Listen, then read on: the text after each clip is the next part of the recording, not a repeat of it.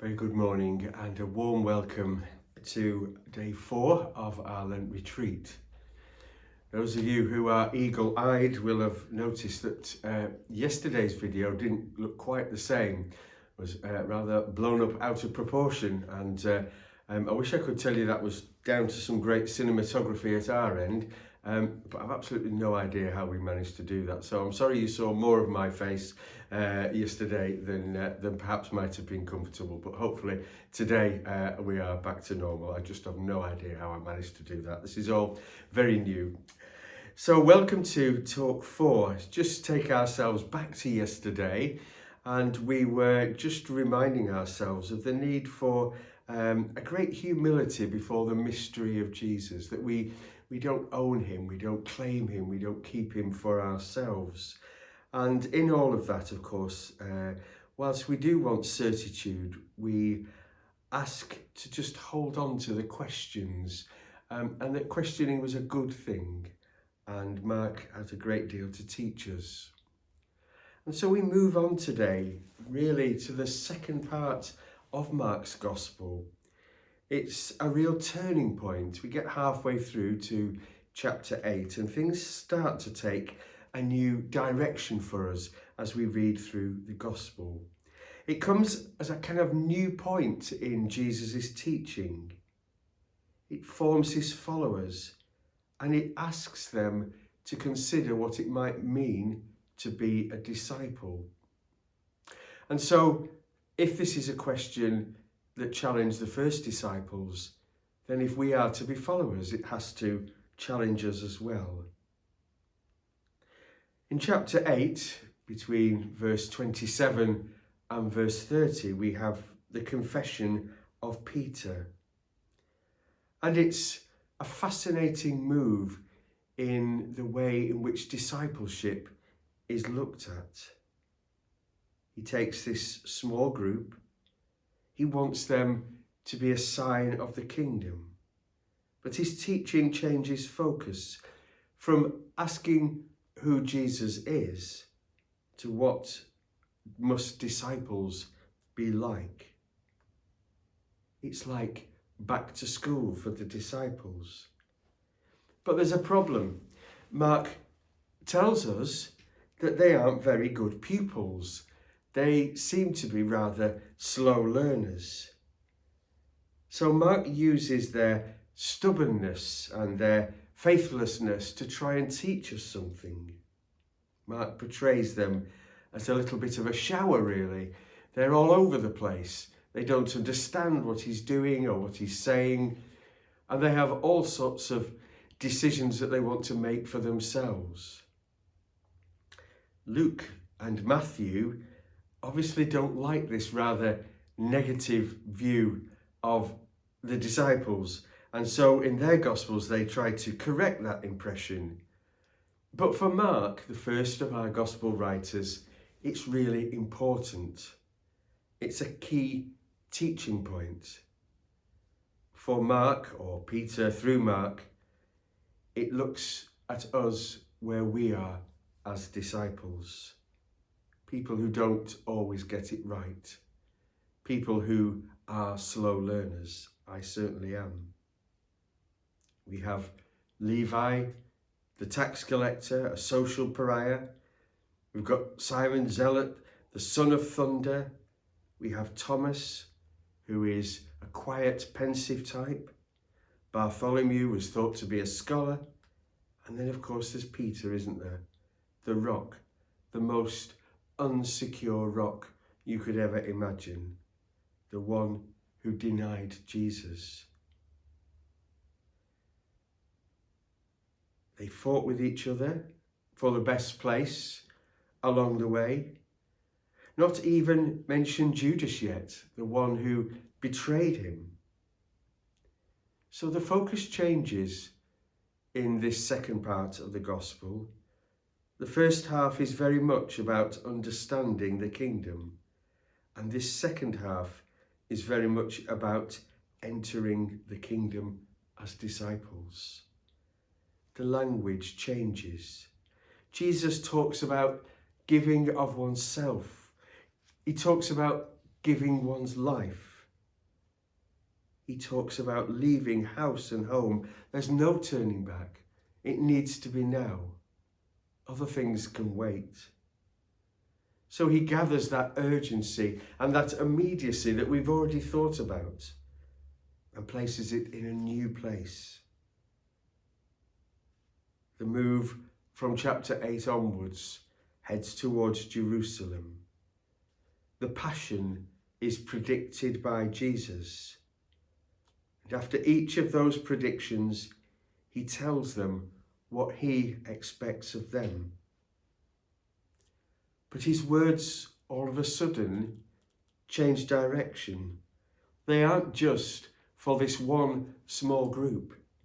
If anyone wants to be a follower of mine, Jesus says, not to this little holy huddle, if you want to be followers of mine, but an invitation that is open to anyone. Anyone who loses his life for my sake will gain it, Jesus says.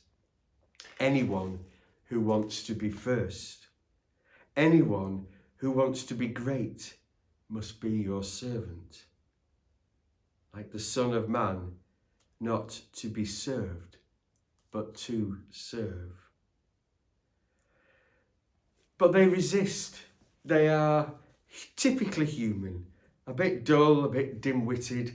I see all those characteristics in myself. There are feeding miracles, which they don't understand.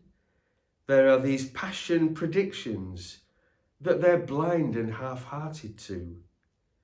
Peter denies, Judas betrays, and they all run away in the end. So it goes from promise to doubt, misunderstanding. There's fear in there.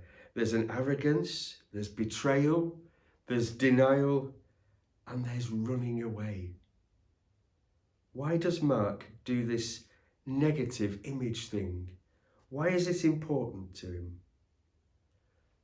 I think it's because it's about good news. Good news for you and good news for me.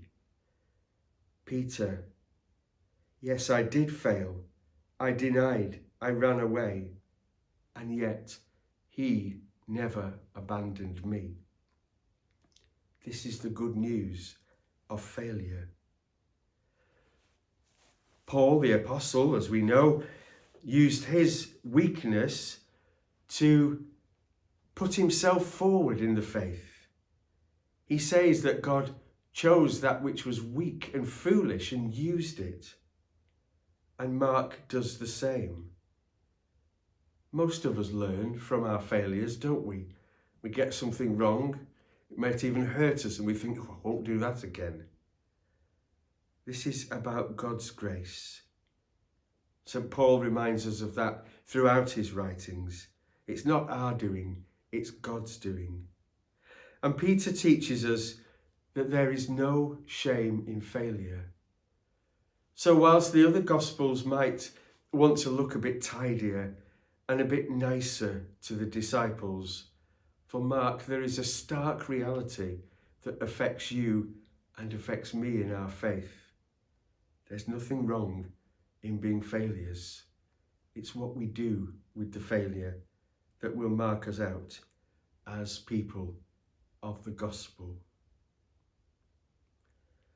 The lovely mystic St. Julian of Norwich once said that sin shall be our glory. It was certainly Peter's. For me, the demands in the second half are very hard. Would I run away? Would I be a disciple? Am I even up to that call? Will I renounce myself, take up my cross and follow him? Will I be a servant? Am I happy to be the last? If we see these in the big picture, then they look so hard for us that we could almost walk away. And yet, in the little things, the small things that we do, this is where we can embrace this teaching to the full. If all we do is look at the big picture, then it seems really hard, the ask, the demand of Jesus, to give of ourselves. Yet in the small, everyday things of our life, these things are possible.